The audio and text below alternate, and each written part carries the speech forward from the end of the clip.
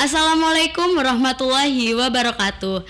Insan Edukasi, jumpa lagi dengan saya Fernanda Amalia Putri pada podcast Kabar Pendidikan yang dipersembahkan oleh UPT TIKP Dinas Pendidikan Provinsi Jawa Timur. Pada episode kali ini kita akan membahas sukses juara 2 inovasi pengawas sekolah jenjang SMA di GCC tahun 2023. Sudah bergabung narasumber melalui Zoom Ibu Dr. Randa Siti Andaria MPD. Beliau adalah pengawas SMA Cabang Dinas Kabupaten Pacitan, meraih juara 2 Lomba Pengawasan Sekolah Jenjang SMA pada GCC tahun 2023. Halo Ibu, bagaimana kabarnya? Alhamdulillah Mbak, sehat, sehat banget. Alhamdulillah, pangestu panjenengan. Alhamdulillah. Terima kasih Ibu sudah mau bergabung pada podcast Kabar Pendidikan pada episode kali ini. Kita akan berbincang-bincang terkait prestasi yang Ibu raih di GCC tahun 2023.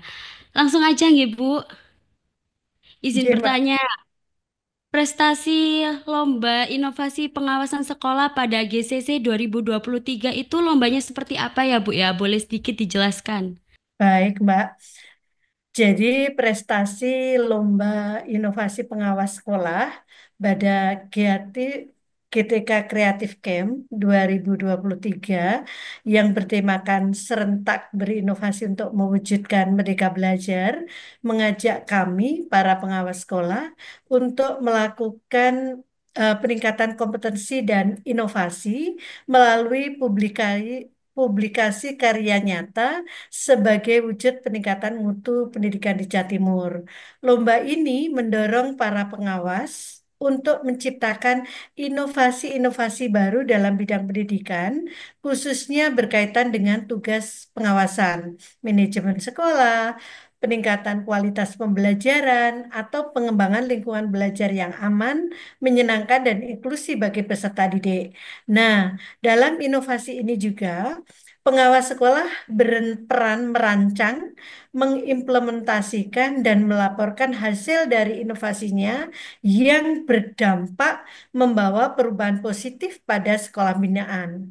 Kriteria penilaiannya mencakup aspek orisinalitas karya, relevansi dengan kebutuhan sekolah binaan, ilmiah dan inovatif, serta konsisten dengan tugas pengawasan.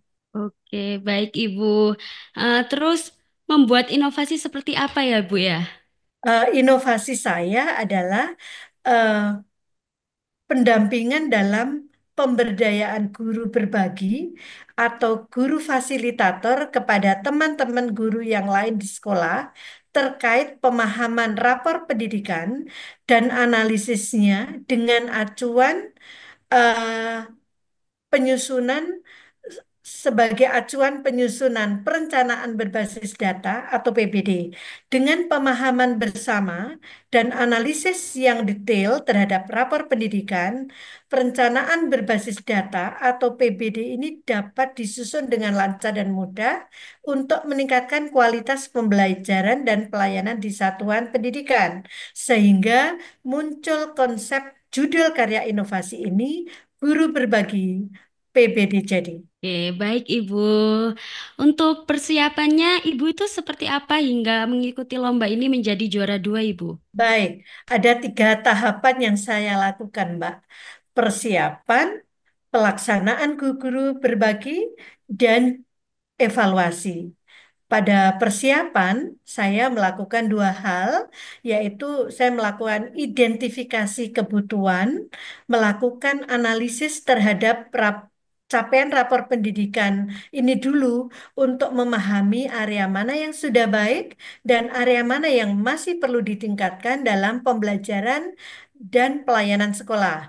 Kemudian saya melakukan koordinasi dengan kepala sekolah untuk memilih guru yang akan berbagi, guru fasilitator, dan memastikan bahwa teman-teman guru tersebut memahami rapor pendidikan serta siap memimpin diskusi dalam menganalisisnya. Kemudian pada tahap kedua, pada tahap pelaksanaan guru berbagi PBD jadi itu, saya melakukan pendampingan pelaksanaan guru berbagi, yaitu mendampingi guru-guru fasilitator tersebut dalam memimpin guru-guru lainnya untuk mengeksplor rapor pendidikan, kemudian menganalisisnya, mendiskusikan temuan, dan mengidentifikasi prioritas rekomendasi untuk penyusunan PBD-nya. Kemudian penyusunan bersama perencanaan berbasis data atau PBB, saya membersamai kepala sekolah dan guru dalam penyusunan perencanaan berbasis data dengan mengumpulkan masukan serta mencari solusi yang konkret dan implementatif mengacu pada rekomendasi prioritas hasil analisis data rapor pendidikan. Kemudian pada tahap ketiga, pada evaluasi, saya melakukan evaluasi dan tindak lanjut, melakukan evaluasi berkala setiap apa namanya bulan terhadap pelaksanaan PBD ini, serta mendorong kepala sekolah dan guru untuk melaksanakan refleksi rutin, melaksanakan refleksi bersama terkait tantangan dan progres implementasi PBD. Kemudian pada tindak lanjutnya, saya melaksanakan publikasi dan penyebarluasan karya inovasi ini mendokumentasikan proses, metode, serta dampak inovasi guru berbagi PBD Jadi ini dalam bentuk video YouTube dan menyebarluaskan ke sekolah binaan lain sebagai bagian dari penyebarluasan praktik baik saya. Oke, Ibu. Nah, untuk kendala yang paling berat apa, Bu, yang Ibu hadapi pada persiapan dan pelaksanaan lomba nih? Nah, ini Mbak Nanda. Jadi saya betul-betul merasa berat eh, pada persiapan lomba ini. Yang paling berat itu yang untuk memastikan bahwa semua guru itu peduli, mau menerima dan memahami pentingnya rapor pendidikan sebagai salah satu alat bercermin tentang kualitas pembelajaran dan pelayanan di satuan pendidikan. Dan untuk mengetahui area mana yang dari 6 indikator prioritas ini yang sudah baik dan yang masih perlu ditingkatkan. Kemudian saya merasa manakala kendala berat ini teratasi, perencanaan program di sekolah melalui penyusunan perencanaan berbasis data yang nyata dan valid mengacu pada capaian rapor pendidikan bisa terrealisasi dengan baik.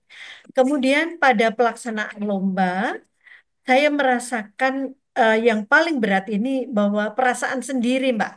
Perasaan diri ini kecil dengan melihat bahwa peserta lomba GCC ini adalah para pengawas sekolah yang hebat, yang sangat kompeten di dunia pengawasan. Oke, Ibu.